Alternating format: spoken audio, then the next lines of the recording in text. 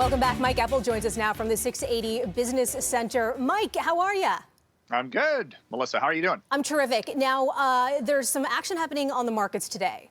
Yeah, and it's about interest rates and what the U.S. Central Bank was forecasting with its policy announcement Wednesday afternoon. And if you are in the market for a mortgage, it looks like we are going to see very low, if not record-breaking, borrowing costs for the foreseeable future.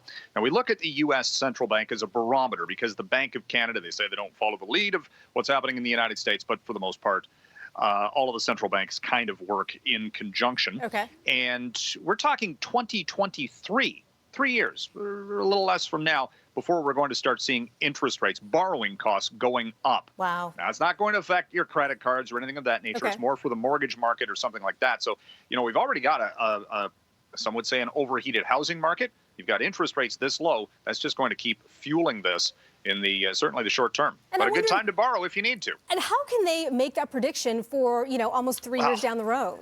Well, this is why the markets don't like it, because this is a signal that the recovery is going to take a very long time, and they're being very cautious. We saw this bounce back from the pandemic shutdown, the reopening, but now the hard work begins to get everybody back to full employment, businesses back up to full capacity, all that kind of economic jargon, for lack of a better description, but it's just showing how long it's going to take to recover from the pandemic shutdown. We touched on this just at the beginning of the show about the new thing flying off shelves right now, patio heaters. Everyone wants one.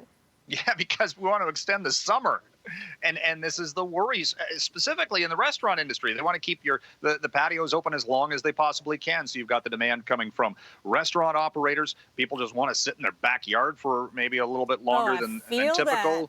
Yeah, right. So we've seen so many different trends. People were building pools and doing anything related to outdoors. RV sales, have been off the chart this year. So it just has this ripple effect through the sales, the retail market. How again, the pandemic has shifted buying patterns. I like to make a prediction. I think one of the next big items to be in huge demand will be snow pants or ski pants. Because it's another way to stay outside, right? You could exercise outdoors. Yeah. And don't be surprised if people make a bigger deal of Christmas than usual this year, because again, they want to think of something that's happy. Yes. And there was just a survey I just saw this morning about the fact that Americans, specifically, many have already started their Christmas shopping. I'm sure my mother has. Yeah, right. So she gets off to an early start. And travel is another thing we've been touching on every once in a while, and companies are trying to get creative to get us to go places.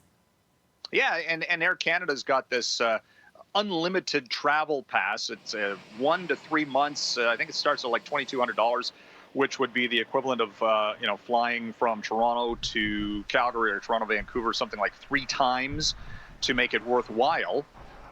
They're trying to get people to travel. The question is, do people want to travel? This is domestic only because, of course, if you go to the States or come back, then you have to be in quarantine and all these things. And you're still limited going east.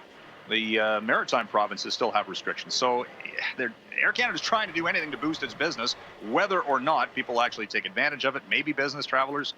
I'm not entirely sure.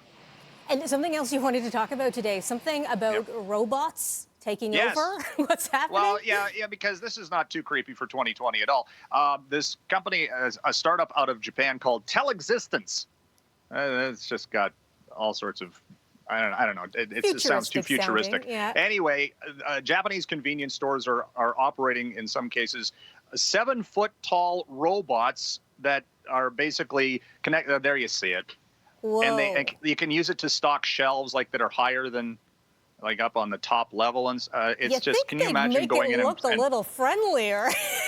and of course, they're working on these to be self-controlled at some point without human. This got Terminator file written that all one over it. under I'm sorry. 2020, right? I, for one, bow down to our robot and/or alien overlords. Oh, there's a nice close-up. Oh, it doesn't look so bad there. It kind of looks like a pet of some kind. Okay, that's a little friendlier. Put a smile on that sucker, though. No, it's still. I mean, they found what are we talking about? Alien life on Venus now? It's like, no. Well, thank you for that very eclectic business update today, Mike. Have a great day.